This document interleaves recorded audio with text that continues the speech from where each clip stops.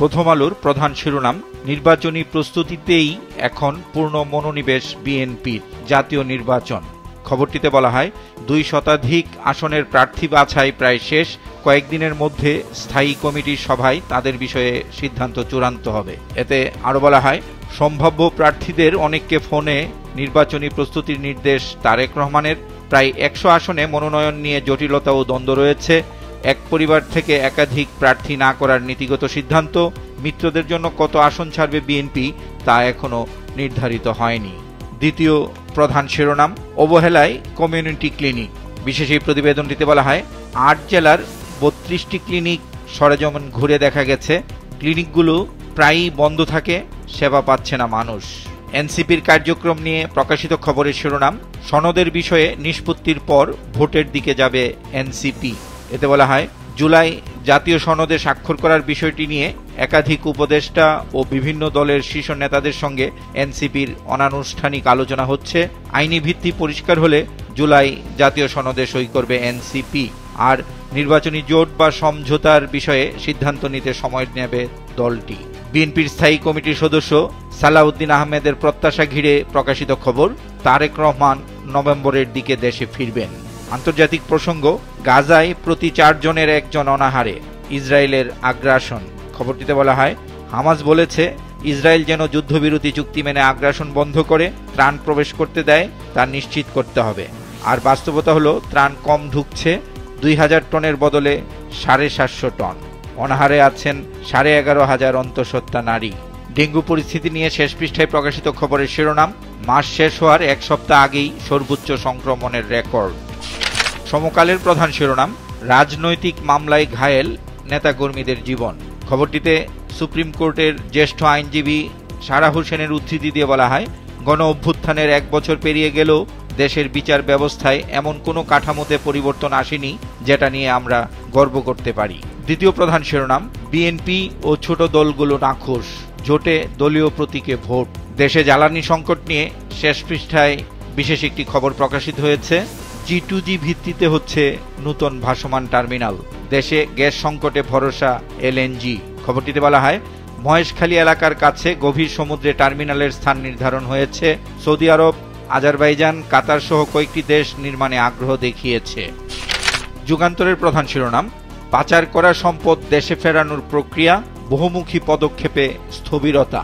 প্রতিবেদনটিতে বলা হয়, বিদেশ থেকে তথ্য প্রাপ্তিতে ভাটা পড়েছে, থমকে আছে আন্তর্জাতিক সংস্থাগুলোর সঙ্গে চুক্তির প্রক্রিয়া।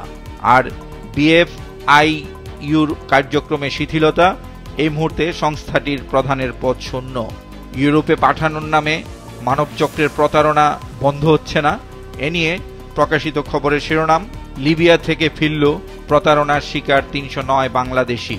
নতুন পে স্কেল নিয়ে শেষ পৃষ্ঠায় প্রকাশিত খবর, নতুন পে স্কেল প্রসঙ্গে অর্থ বিভাগ, রাজস্ব আয় বাড়িয়ে বাড়তি ব্যয় মেটানো সম্ভব। এতে বলা হয়, সর্বনিম্ন বেতনভোগীদের কাছ থেকে বড় অঙ্কের আয়কর আসবে। মির্জা ফখরুলের উদ্ধৃতি দিয়ে প্রকাশিত খবরের শিরোনাম, সব জাতি গোষ্ঠীকে নিয়ে রেইনবো নেশন গড়ে তুলবে বিএনপি। কালের কণ্ঠের প্রধান শিরোনাম, নির্বাচিত সরকারের অপেক্ষায় ব্যবসায়ীরা। খবরটিতে বলা হয়, রাজনৈতিক সরকার ছাড়া বিনিয়োগে অনীহা, আবাসন, ম্যানুফ্যাকচারিং ও সেবা খাতে স্থবিরতা, নতুন বিনিয়োগ এখন প্রায় বন্ধ, সম্প্রসারণও নেই। IMFও ঋণের কিস্তি ছাড়ে অনীহা জানিয়েছে। রাজনীতিতে নারীদের অংশগ্রহণ নিয়ে বিশেষ একটি প্রতিবেদন ছাপা হয়েছে। এ নিয়ে দ্বিতীয় প্রধান শিরোনাম, রাজনীতিতে কমছে নারী নেতৃত্ব। এতে বলা হয়, নারী নেতৃত্বের 33% পূর্ণ করেনি কোনো দল। বিএনপির সহ আন্তর্জাতিক বিষয়ক সম্পাদক রুমিন ফারহানার উদ্ধৃতি দিয়ে বলা হয়, শুধু কোটা পূরণের জন্য নয়, যোগ্যতা প্রমাণ করে নারীদের রাজনীতিতে আসা উচিত। আর এনসিপির সামান্তা শারমিন বলছেন, ক্যারেক্টার শেমিং আর ভালনারেবল ফিল করিয়ে নারীদের রাজনীতিতে আনা যাবে না। এনসিপির 2 গ্রুপে সংঘাতের খবরটির শিরোনাম, আর্থিক লেনদেন নিয়ে এনসিপির 2 গ্রুপের মারামারি। পুষ্টি নিরাপত্তা প্রসঙ্গে শেষ পৃষ্ঠায় প্রকাশিত খবরের শিরোনাম, ধানি জমির 10% ছাড়তে পরামর্শ কৃষি বিজ্ঞানীদের। এতে বলা হয়, ধান উৎপাদন বৃদ্ধির কৌশলও চালিয়ে যেতে হবে। আজকের পত্রিকার প্রধান শিরোনাম, 5 কারণে দেশ ছাড়ছেন শিক্ষার্থীরা।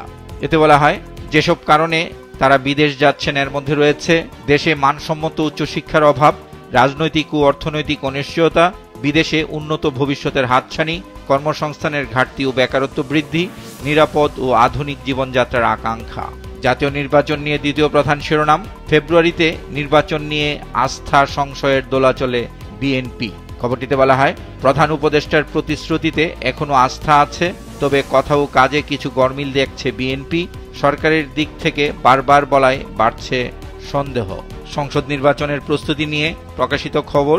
200 আসনে চলতি মাসেই প্রার্থীদের সবুজ সংকেত বিএনপি। গতরাতে মিরপুরের কালশি এলাকায় একটি ভবনে আগুন লাগে। এ নিয়ে প্রকাশিত খবরের শিরোনাম, মিরপুরে বহুতল ভবনে আগুন, ক্ষয়ক্ষতি। আমার দেশের প্রধান শিরোনাম, জোট সঙ্গী থেকে এখন প্রধান প্রতিপক্ষ, বিএনপি জামাত সম্পর্কের অবনতি। বিশেষ এই প্রতিবেদনটিতে বলা হয়, একসঙ্গে একাধিক নির্বাচনে অংশগ্রহণ, সরকারও গঠন করেছিল এ দুটি দল। এবার এককভাবে সরকার গঠনের লক্ষ্যে প্রধান প্রতিপক্ষের ভূমিকায় তারা। জুলাই আন্দোলনের পর থেকেই তাদের পরস্পর বিরোধী অবস্থান। হিন্দুত্ববাদী আন্তর্জাতিক কৃষ্ণ ভাবনামৃত সংঘকে জঙ্গি সংগঠন আখ্যা দিয়ে গতকাল বিক্ষোভ হয়েছে রাজধানীতে। এ নিয়ে প্রকাশিত খবর, উগ্র হিন্দুত্ববাদী ইসকন নিষিদ্ধের দাবিতে রাজধানীতে বিক্ষোভ, ইমামকে গুমের প্রতিবাদ। জামাতে ইসলামীর আমির যুক্তরাষ্ট্র সফরে রয়েছেন, সেখানে এক অনুষ্ঠানে তার বক্তব্যের উদ্ধৃতি দিয়ে প্রকাশিত খবরের শিরোনাম, পারস্পরিক সম্মানের ভিত্তিতে হবে ভারতের সঙ্গে সম্পর্ক, নিউ ইয়র্কে জামাত আমির। রাজনীতি নিয়ে প্রধান শিরোনাম করেছে বাংলাদেশ প্রতিদিন, ভোটে জোটের হিসাব, পর্দার আড়ালে যোগ বিয়োগের সমীকরণ। এতে বলা হয়, গ্রহণযোগ্য দলগুলোকে নিয়ে জোট গঠনে আগ্রহী বিএনপি, আর দলীয় মোর্চা বাড়াতে রাত দিন কাজ করছে জামাত। দ্বিতীয় প্রধান শিরোনাম, সরকার আইএমএফ মুখোমুখি, 4 বিষয়ে তীব্র আপত্তি। খবরটিতে বলা হয়, এসব বিষয় হল আর্থিক নীতি, রাজস্ব খাতের সংস্কার ও এনবিআর এর বিলুপ্তি, খেলাপি কমাতে না পারা এবং বাংলাদেশ ব্যাংকের ডলার ক্রয় করা। কালবেলার প্রধান শিরোনাম, নির্বাচনী ট্রেনে উঠতে যাচ্ছে এনসিপি, 100 আসনে প্রার্থী ঘোষণা নভেম্বরে। এতে বলা হয়, নির্বাহী কাউন্সিলে সম্ভাব্য 3 জোট নিয়ে আলোচনা, ঝোঁক বেশি বিএনপিতে, হবে আসন সমঝোতা। শীর্ষ নেতাদের আসন পাকাপোক্ত করাই গুরুত্ব, দলের নাম ও প্রতীকেই ভোটে অংশগ্রহণ, প্রথম সারির কয়েকজনকে ভোটে না রাখার পরিকল্পনা। প্রধান উপদেষ্টার সৌদি সফর নিয়ে আরেকটি খবর, প্রধান উপদেষ্টার সৌদি সফর বাতিল।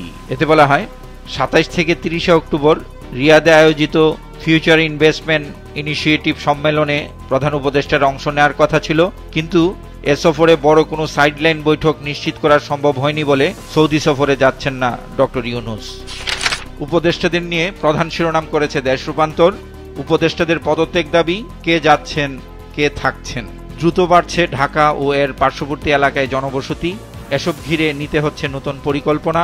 এই পরিপ্রেক্ষিতে বিশেষ আরেকটি খবর, ঢাকার পার্শ্ববর্তী এলাকার নতুন নগর পরিকল্পনা। খবরটিতে বলা হয়, এ পরিকল্পনা বাস্তবায়ন নিয়ে সংশয় রয়েছে বিশেষজ্ঞদের।